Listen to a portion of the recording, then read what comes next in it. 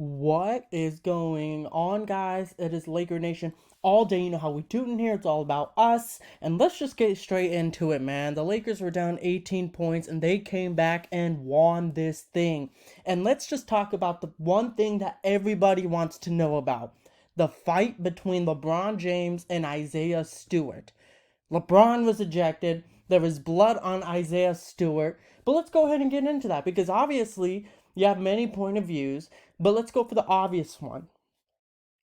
Isaiah Stewart is a punk. And I say that because of the fact that, yes, you did get elbowed, whether it was intentional or not. You wanted to fight LeBron James, right?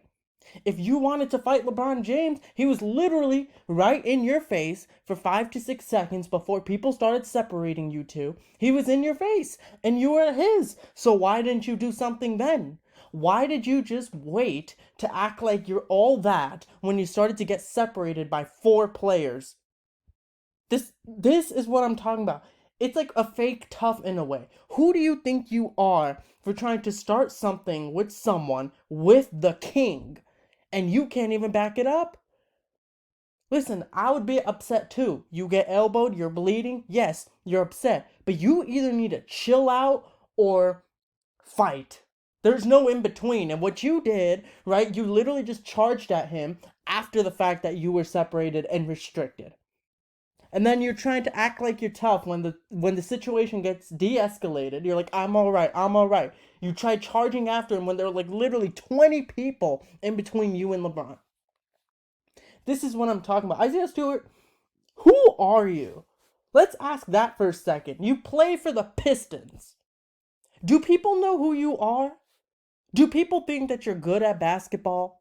Like, seriously, you want to act like you're all that, but you can't show it when it mattered. And if you didn't like how LeBron elbowed you at first, you should have fought him right then and there when there were no one in between you guys. But no, you decided to act tough when you decided that you'd be restricted first. You want to talk the talk, but you don't want to actually back it up with your actions. And that's why it's a fake tough. That's why you're a bum. That's why you're all talk. So, next week when you play the Lakers again, it's either you show up and you do something about it or you shut your mouth.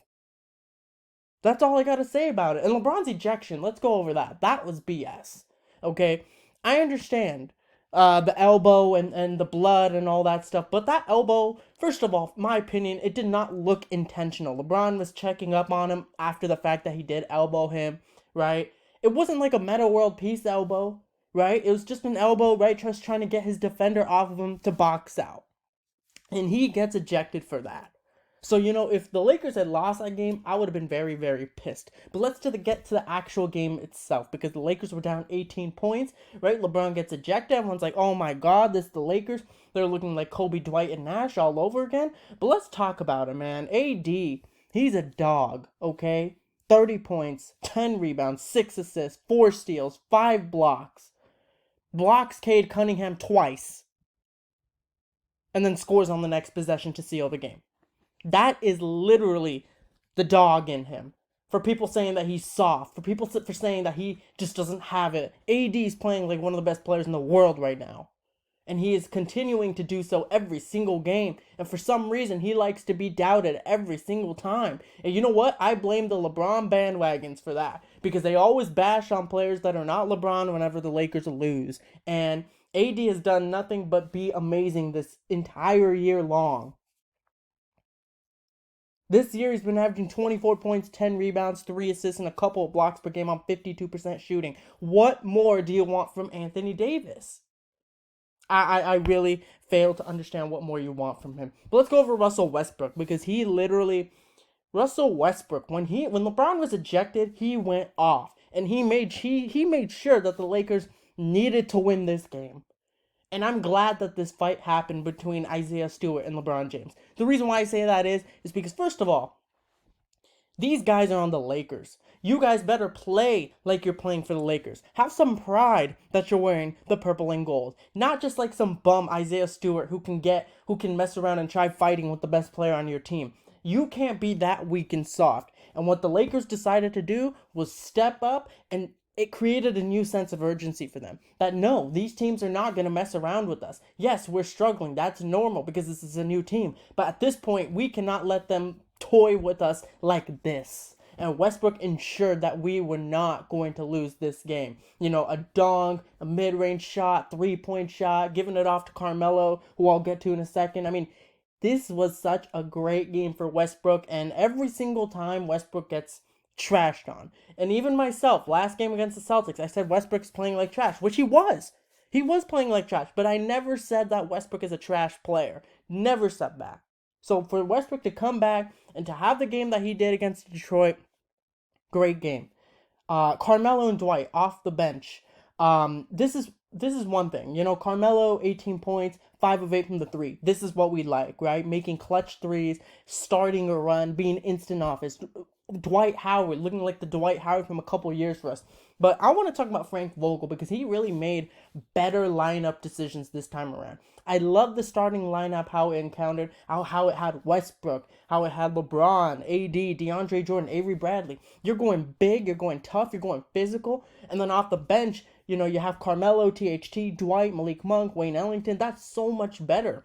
And this kind of reminds me of a couple years ago where you had a lineup of, you know, a LeBron, you know, an AD, a JaVale, a KCP. You know, you have that similar lineup where you have two bigs. AD can play the center throughout the game, right, as the game progresses. But in the starting lineup, I like having the DeAndre Jordan or Dwight Howard play with them. I think it just sets a statement for us that yes, we are going to play physical, we are going to play tough. It's going to be hard scoring on us, and you know, the Pistons went up by 18 points because Jeremy Grant decided to look like Steph Curry. But I'm just saying, man, this was a great win. And Isaiah Stewart, you're weak, bro. I'm sorry, but you can't just act like you want to start a fight after the fact that you got separated. And then you go running in the tunnel.